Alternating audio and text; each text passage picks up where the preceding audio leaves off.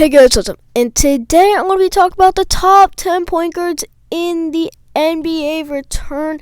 Now, pretty much the NBA has announced that they're going to return, and I can't wait for the NBA return.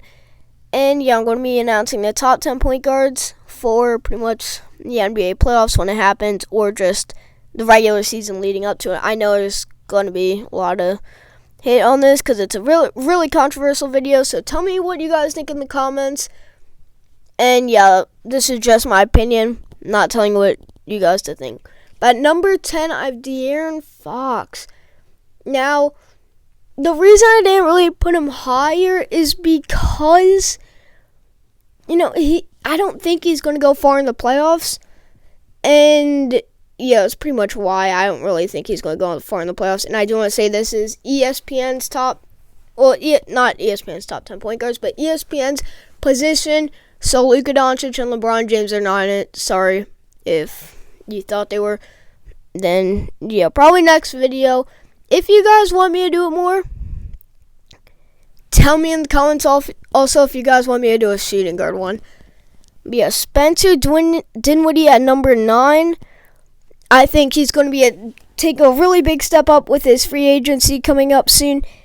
And Spencer Dinwiddie, Lakers, it really could happen, but he's going to take a big step up just so he can try and seal that max contract. And Kyrie's out, Durant's out, so he's really going to try to step up so he can get that better contract. And then Kyle Lowry, and the main reason why I put him this high, I don't think stat-wise he's that high, and I don't even think he's the best player on his team, but I do think that the Raptors have a really good chance at going to the finals, so truly, just think about it right now. I could easily put him at 7 or 6 because I think that Kyle Lowry and the Raptors have a good chance of going to the finals. I think it's either the Raptors or the Bucks. Then I have Ja Morant at 7, and I wanted to put him higher, but I don't think he's going to go far in the playoffs. I do think he's going to get the 8 seed. But I don't think he's going to go far in the playoffs. But I do think he'll put up a tiny fight against the Lakers. That definitely moved him up a bit. But you could definitely argue that Kyle Lowry's over Ja Morant. I was actually thinking about it. I could literally swap Lowry for Morant right now. Then we have Jamal Murray at, number 6. And through all the controversies, he's still been pretty good.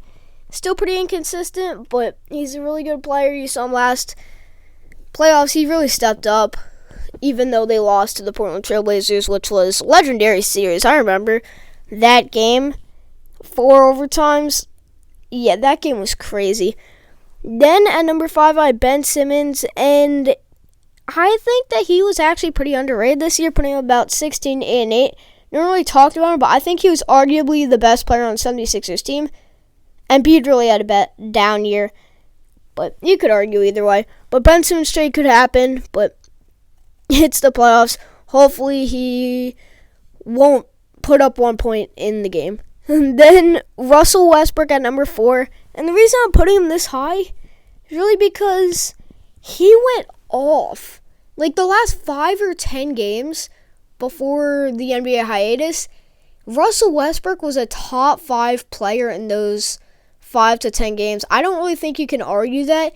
He was just going crazy. Not all season he was a top 5, 10 player. But those last 5 games, he was going off when Harden had a bad streak. And if he can continue even half of that, he will be a really good player. And if the Rockets go far, Russell Westbrook is going to be a big part of that. Then at number 3, I have Kemba Walker. You can definitely argue that he's number 2 ahead of a player that I put at number 2, but his stats kind of went down this year, and of course it was because he had other actual players that should have been in the NBA except for the because the Hornets maybe had like 2 or 3. I'm sorry, the Hornets, but they're a pretty bad team. Now that he actually has other players on his team, not putting up as great stats, but I think the Celtics will probably go to the second round. So, it's pretty good. Then, I have Chris Paul.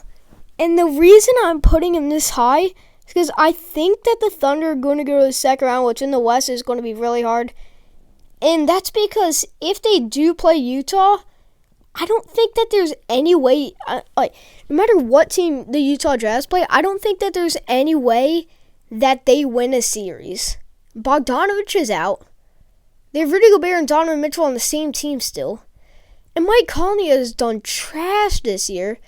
So unless the Oklahoma City Thunder or whatever team they're playing absolutely choke, I don't think that there's any way the Jazz go to the second round against whoever team they're playing.